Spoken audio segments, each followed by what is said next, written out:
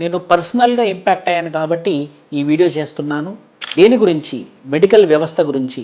Corporate hospitals లక్షల్లో డబ్బులు తీసుకుంటారు. కానీ ఎవరైతే కార్పొరేట్ డాక్టర్ ఒక ఆపరేషన్ చేస్తాడో అదొక హార్ట్ సర్జరీ కావచ్చు, క్యాన్సర్ సర్జరీ కావచ్చు, బ్రెయిన్ స్ట్రోక్ సర్జరీ కావచ్చు, ఆ ఆపరేషన్ చేసినటువంటి సీనియర్ డాక్టర్ కనుక ఆ పేషెంట్కి, ఆ పేషెంట్ ఫ్యామిలీ మెంబర్స్కి కనుక ఈ పోస్ట్ సర్జరీ ఆపరేషన్ అయిపోయిన తర్వాత ఎలా ఉండాలి, అమ్మ నువ్వు ఇలా ఉండాలి, జాగ్రత్తగా ఉండాలి, మీరు జాగ్రత్తగా చూసుకోవాలని చెప్పేసి వాళ్ళు కనుక ఒక 20 నుంచి 30 నిమిషాలు కనుక కౌన్సిలింగ్ చేశారనుకోండి, దానికి డబ్బులు పెట్టినా పర్లేదు, కౌన్సిలింగ్ చేశారనుకోండి సీరియస్గా తీసుకుంటారు patient and patient families.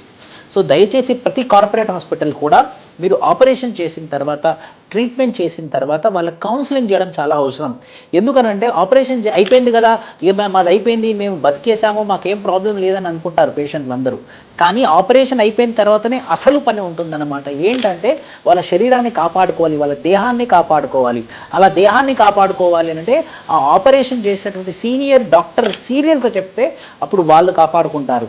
So దయచేసి ఇది అందరూ ఆలోచన చేసి ఇది మ్యాక్సిమం షేర్ చేసి ఒక కౌన్సిలింగ్ ఆపరేషన్ చేసినటువంటి ఆ సీనియర్ డాక్టరే కౌన్సిలింగ్ చేయాలి పేషెంట్ అండ్ పేషెంట్ ఫ్యామిలీ మెంబర్స్తోని.